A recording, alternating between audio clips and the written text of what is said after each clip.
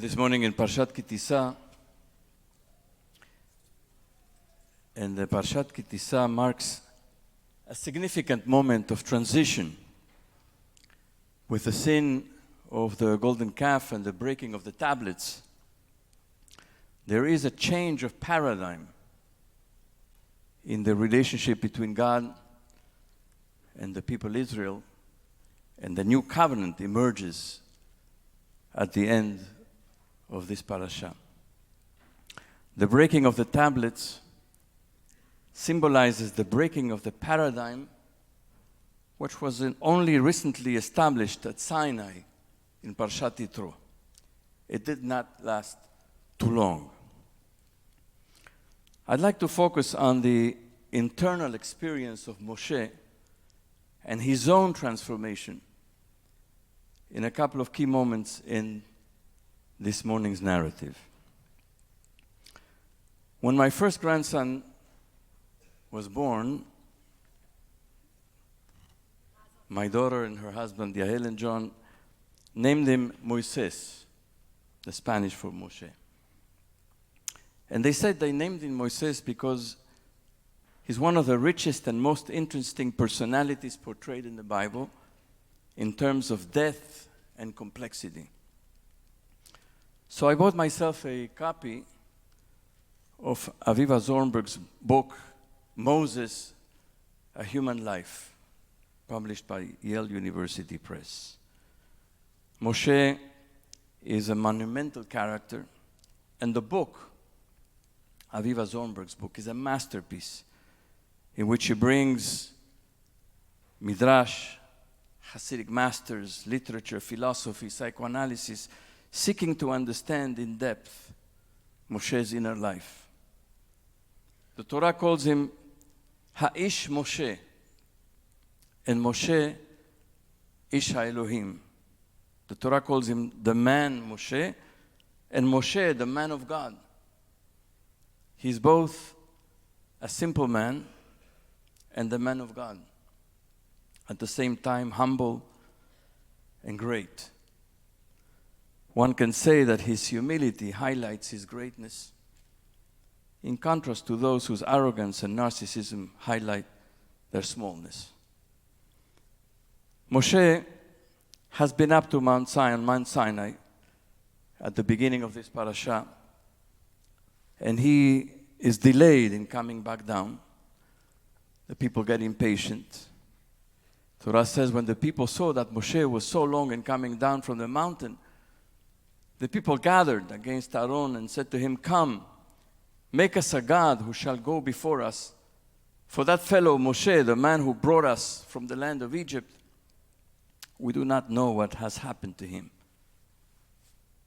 God tells Moshe, "Hurry down, for your people, whom you brought out of the land of Egypt, have acted basely.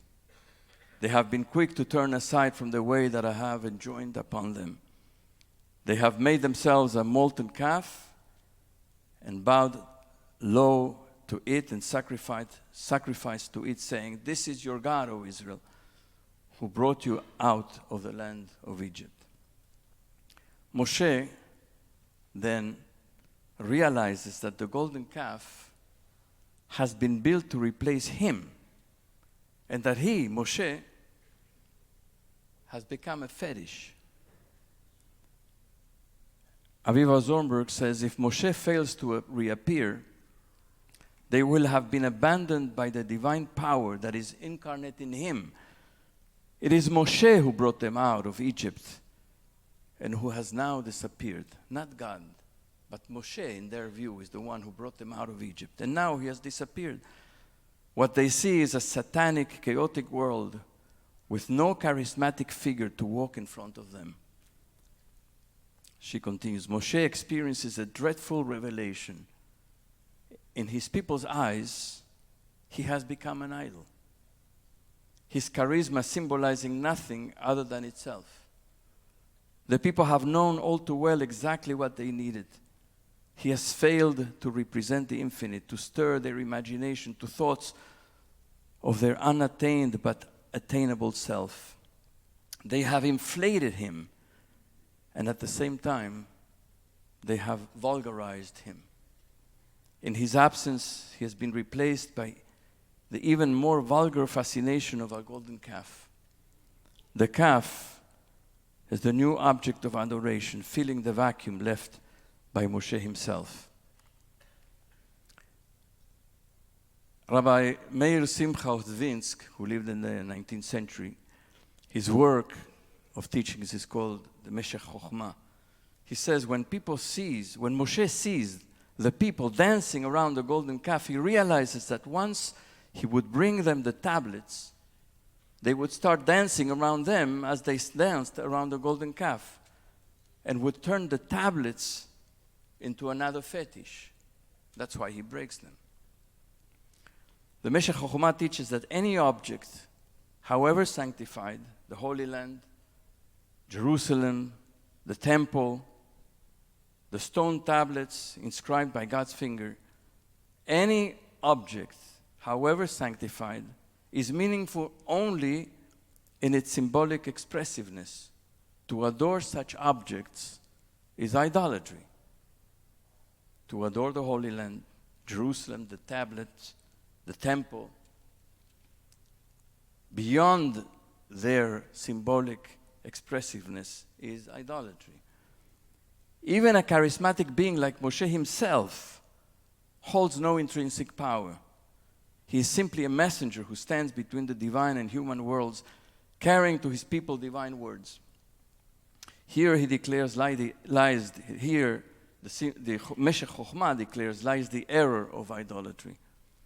The golden calf fiasco originates in the people's adoration of Moshe himself, who is conceived as in himself fraught with divinity. Aviva Zornberg, so great is the human desire to adore that the screen through which the light radiates is worshipped as the source of the light. I'll say it again. So great is the human desire to adore that the screen through which the light radiates is worshipped as the source of the light. We are being reminded now, in the turmoil of these past 2 months, about the terrible dangers that result from idolizing and fetishizing our political leaders. What happens when people blind themselves to their flaws and mistakes, that is, the flaws and mistakes of our leaders? When they overlook or rationalize their leaders' shortcomings, their poor judgment, their harmful decisions and ethical lapses. When a total lack of accountability enables destructive policies.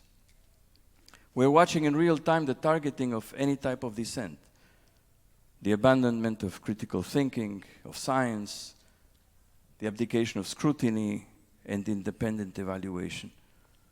The cult of personality is held above policy. Political opponents are demonized. Political differences are treated as moral failings rather than legitimate disagreements.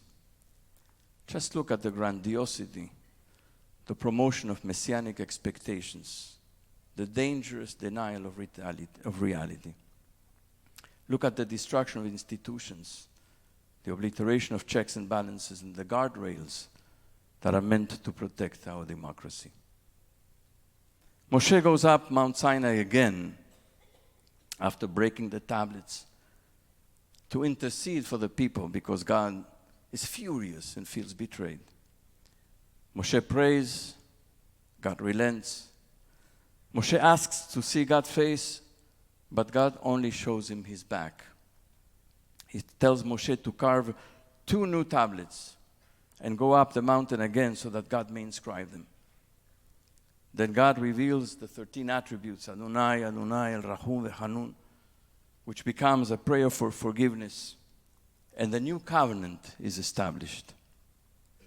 The Torah tells us that at the end of 40 days, Moshe comes down from Mount Sinai, bearing the 2 tablets of the covenant, new tablets, carved by Moshe, inscribed by God. And as Moshe comes down, Moshe was not aware, the Torah tells us, that the skin of his face was radiant since he had spoken with God.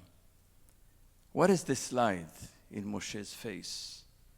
And where does it come from? The text tells us that he was there with Adonai for 40 days and 40 nights. The Midrash says, how did Moshe know how many days he had spent on the mountain? There is no night on high. How did he know? 40 days and 40 nights. It is written in one place, I stood on the mountain as I did the first time. This is in the book of Devarim. Moshe is now recounting his experience of 40 days and 40 nights on Mount Sinai. In one place he says, I stood on the mountain. In another place he says, I sat on the mountain 40 days and 40 nights. So what is it? He stood or he sat? From this you learn both stood and sat. From this you learn that while God spoke with him, he was standing. And when God would depart from him, he would sit and review what he had learned. You thus uphold both verses that says the Midrash. He both stood and sat. When God spoke with him, he knew it was day. And when God told him, study your Torah, he knew it was night. Aviva Zornberg. When God is absent in the middle of the night, the student sits and appropriates his Torah, the student's Torah. The night mode is therefore the mode of loss and reconstruction. In the rhetoric of this Midrash and of many others in similar vein, the New Covenant introduces the world of the oral law, Torah Shebe'al Peh, in which Moshe labors in language to reconstitute the forgotten source. He learns during the day directly from God, and at night he reviews the learning and reconstitutes the forgotten source. These are days for Moshe, or nights, of intense creativity and devotion to the work of learning and interpretation. Rabbi Yaakov Leiner, the author, the Hasidic author of the Beit Yaakov, he is the son of the Mea Shiloach, the Ishbirtzer Rebbe, whom we have quoted here many times. That's his son, Rabbi Yaakov Leiner. He goes even deeper. He asked about the radiance of Moshe's face. Why was Moshe granted these rays of light only when he descended with the second set of tablets? Surely the first set, written exclusively by the hand of God and carved by God, would have radiated a more sublime light. He answers, the first revelation was only seen by Moshe and the people. They simply saw, but they didn't really acquire it. They didn't make it their own. The second revelation, however, was absorbed, he says, absorbed by Moshe. In the first revelation, the light remained external. In the second one, it became part of him. The Beit Yaakov says that during the second revelation, there was a withdrawal of God's presence. Remember that Moshe's closest experience of God happens in a crevice in the rock of Sinai, basically in a cave. Remember that? Moshe says, please let me see your glory. And God says, you cannot see my face, for no human being can see me and live. I will place you in a crevice in the rock, and I will cover you with my hand until I have passed by. Then I will remove my hand, and you will see my back, but my face shall not be seen. The back, not the face. Aviva Zornberg says, no fullness of divine presence, but intimations, traces. The Beit Yaakov says that when God moves away, as meshayer or ketzad b'makom hazeh, then when God moves away, God leaves a little bit of light in that empty space. Aviva Zomber comments, precisely when the glare of revelation is muted, Moshe absorbs the light. He becomes aware of a deepening of his own being. Like a teacher who wishes to convey knowledge to a student of limited capacity, God conveys only the sparks without fully elaborating on them. It is the teacher's pedagogical passion that affects the student as he senses how much has been held back. He wants more. God withholds. Moshe wants more and takes it in. Sparks are thrown off and penetrate deep. And exits beyond words becomes part of the teaching. This is a narrative, she says, of spiritual deepening. God's light is hidden, and that obstruction creates brilliant rays. Vision becomes possible only by a limiting of vision. In the end, the moment of rapture becomes a doorway to a deeper, more authentic relationship between God and Israel. The initial and immediate experience of the divine, expressed through the first set of tablets, is replaced by the second set, where Moshe himself, having weathered the break, bears a light born not of unfiltered revelation, but of human struggle. He was not just given it. He struggled for it. Humility so a light born of unfiltered revelation. Moshe himself, having weathered the break, bears a light born not of unfiltered revelation, but of human struggle, of humility and creative interpretation. It is this light, the radiance of a more mature wisdom, that he carries back to the people, says Aviva Zomberg. In moments of brokenness, darkness, and uncertainty, we are not left without hope. We are called to learn and to rebuild. The true light comes not when all is clear and easy, but when we search in the spaces left by absence and challenge. Just as Moshe's face shines not because of the fullness of God's presence, but because of the struggle and effort to bring the broken pieces back together, so too in our own lives, the broken moments, be they personal, communal, or even national, are often where new wisdom, deeper faith, and greater resilience can emerge. Today, in a world filled with uncertainty and fragmentation, we're living in the space between paradigms, between the broken tablets and the new covenant to emerge. We may feel that God is distant, that our world is chaotic, that light is dimmed. But just as God left a trace of light in the void when he withdrew, so too we can find traces of that divine presence in our lives and in the world. Those moments of apparent absence of struggle are not signs of abandonment. They are invitations to partnership, to step in, to deepen our understanding, and to bring forth a new light. As we navigate through the complexities of the present time, we can perhaps carry with us the lessons of Moshe's journey.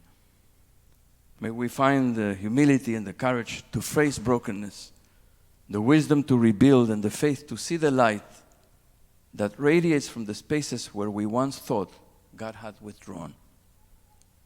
And may we emerge like Moshe, not with perfect clarity, but with a deeper, more nuanced understanding, a light that is born from the tension between the human and the divine, the broken and the whole, light and darkness, loss and renewal.